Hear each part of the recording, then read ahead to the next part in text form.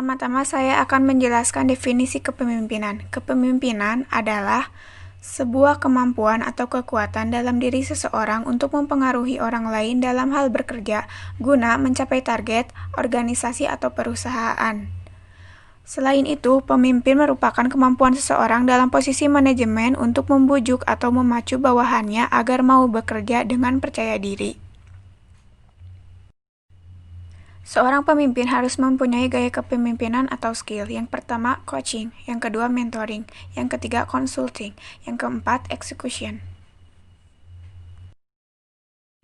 Pemimpin harus memberikan aturan-aturan dan proses yang detail kepada bawahan. Pelaksanaan di lapangan harus menyesuaikan dengan detail yang sudah dikerjakan.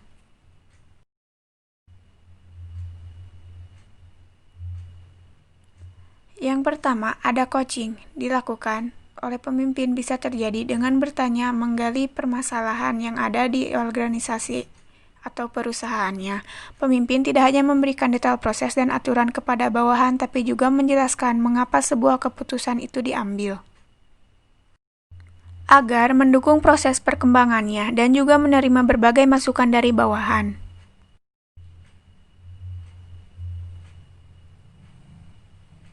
Dan yang kedua, ada mentoring, merupakan proses berbagi pengalaman dan pengetahuan dari pemimpin atau leadernya.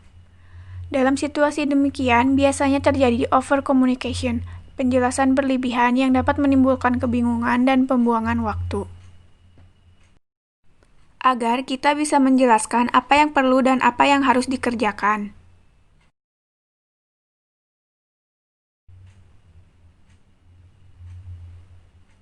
Dan yang ketiga, ada consulting atau berkonsultasi. Pemimpin sebagai seorang konsultan harus memiliki kemampuan dan menjadi orang bagi bawahan untuk berkonsultasi. Gaya ini akan berhasil apabila karyawan telah mengenal teknik-teknik yang dituntut dan telah mengembangkan hubungan yang lebih dekat dengan Anda.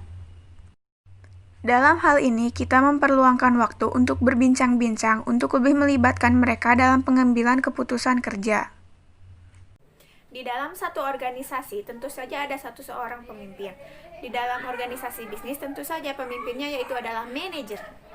Tugas yang pertama, manajer bisnis harus bisa menyelesaikan konflik agar menemukan hal-hal yang konstruktif.